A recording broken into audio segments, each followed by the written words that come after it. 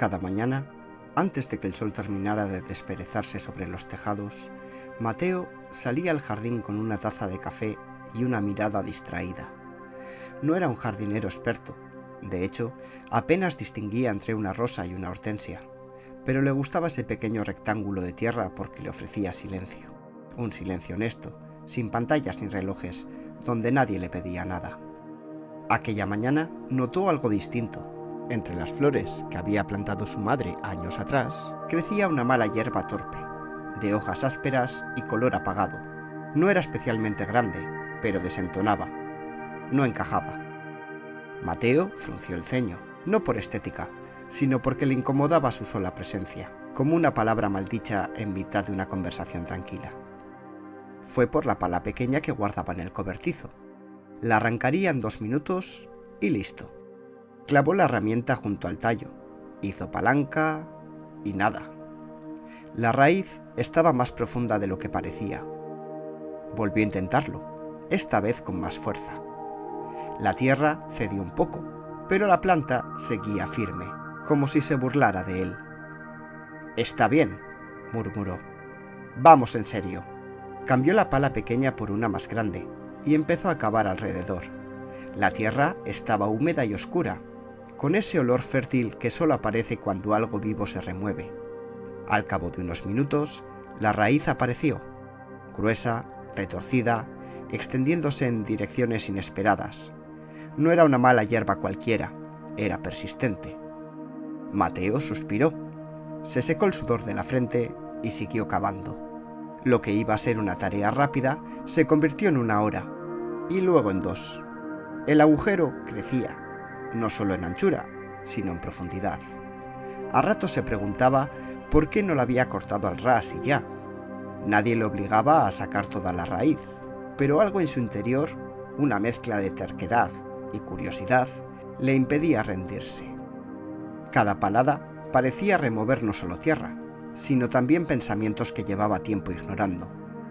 Recordó discusiones que no resolvió, decisiones que postergó, silencios que aceptó cuando debería haber hablado. No pensaba en nada concreto, pero tampoco en nada trivial. Cavaba y, sin darse cuenta, respiraba más lento. Cuando al fin logró arrancar la mala hierba completa, la sostuvo unos segundos en la mano. Era enorme. Nadie habría imaginado, al verla desde arriba, que bajo la superficie se escondía semejante entramado de raíces. «Con razón molestabas», dijo, y la lanzó al montón de restos vegetales. Entonces miró el agujero. Era profundo, demasiado para dejarlo así sin más. Por un instante pensó en rellenarlo y olvidarse del asunto, pero se quedó quieto observándolo. Había algo hipnótico en ese vacío recién creado, como si lo invitara a continuar. Sin pensarlo demasiado, volvió a clavar la pala. No sabía por qué seguía cavando. Ya no había una mala hierba que justificara el esfuerzo, pero cada palada era extrañamente satisfactoria.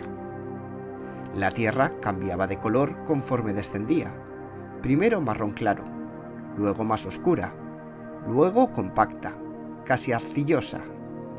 Encontró piedras lisas, fragmentos de lo que pudo ser una maceta rota décadas atrás. Con cada obstáculo cavaba alrededor, rodeaba, profundizaba más. Al tercer día, el hoyo era lo bastante hondo como para que Mateo tuviera que saltar dentro para seguir trabajando. El jardín había dejado de ser un lugar decorativo y se había convertido en una obra en progreso. Los vecinos lo miraban por encima de la valla con curiosidad, pero él no explicaba nada, ni siquiera sabía qué explicar. «¿Qué estás buscando?», le preguntó una tarde Clara, su vecina, mientras regaba sus geranios. Mateo se encogió de hombros. «No lo sé», respondió sincero, «pero ya que empecé, quiero ver hasta dónde llego».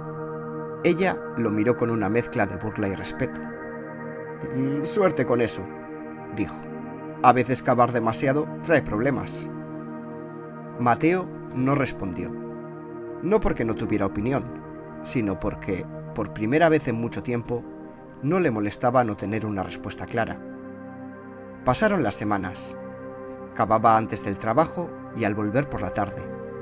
Sus manos se llenaron de callos, su espalda protestaba, pero su mente estaba extrañamente en calma. Ya no pensaba en la mala hierba, pensaba en nada y en todo. En su padre, al que no llamaba desde hacía meses, en aquel proyecto que abandonó por miedo al fracaso, en una tristeza antigua que nunca supo nombrar. Cavar no solucionaba nada de eso, pero lo obligaba a quedarse quieto con sus pensamientos, a no huir de ellos, y, sorprendentemente, eso bastaba. Una mañana, al golpear con la pala, escuchó un sonido distinto. No el golpe sordo contra piedra, sino algo hueco, metálico. Se detuvo, limpió con cuidado la zona, excavó con las manos hasta descubrir un borde oxidado. Era una caja, no muy grande, pero pesada. El corazón le dio un vuelco absurdo, como si, sin querer, hubiese cumplido una fantasía infantil. Sacó la caja con esfuerzo y la subió a la superficie. Estaba cerrada con un candado viejo, fácil de romper. Dentro encontró monedas antiguas, algunas joyas sencillas y un reloj de bolsillo detenido en una hora desconocida. No eran tesoros de película, pero sí lo bastante valiosos como para sorprender a cualquiera. Mateo se sentó en el borde del hoyo y se rió.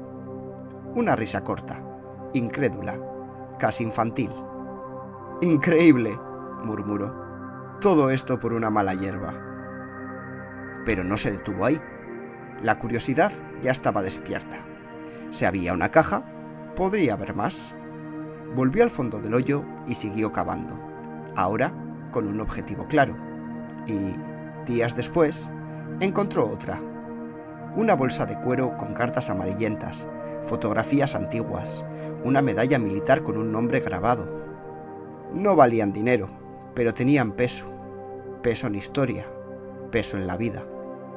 Cada hallazgo lo sacudía de una manera distinta, no por su valor material, sino porque le recordaban que, incluso bajo capas de abandono, siempre hay algo que alguien consideró importante.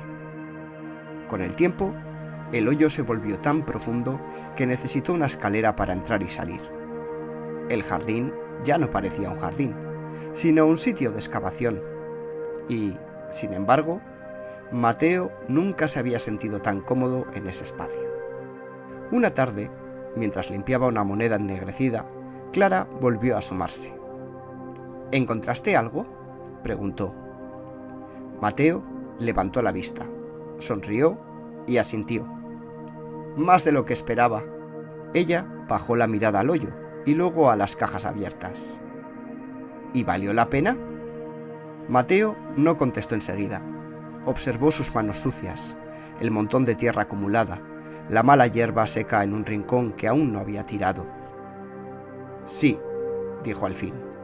«Incluso aunque no hubiera encontrado nada, igual habría valido la pena». Clara arqueó una ceja. «Eso suena raro». «Lo es», admitió, «pero es verdad». Esa noche, sentado en su cocina, revisando cartas que no eran suyas y monedas que pertenecieron a otras épocas, Mateo entendió algo que hasta entonces solo había sentido de forma vaga. Aquella mala hierba, insignificante en apariencia, había sido una excusa, un detonante, no para encontrar tesoros bajo tierra, sino para empezar a cavar donde normalmente nadie quería mirar, en lo profundo, en lo incómodo, en lo que requiere tiempo y esfuerzo. El jardín no era el verdadero terreno, lo era él.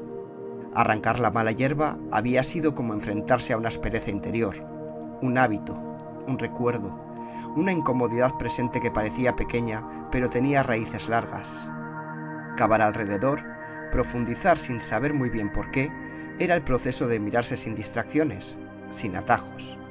Y los tesoros no eran las monedas, ni las joyas aunque brillaran, eran la calma nueva, las conversaciones pendientes que por fin se animó a tener, las decisiones que dejó de postergar, la claridad que solo aparece cuando uno se atreve a ir más hondo de lo habitual. Mateo miró por la ventana hacia el jardín oscuro.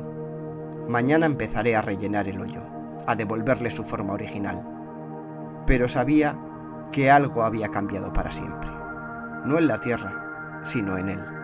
Porque había aprendido algo simple y brutalmente cierto.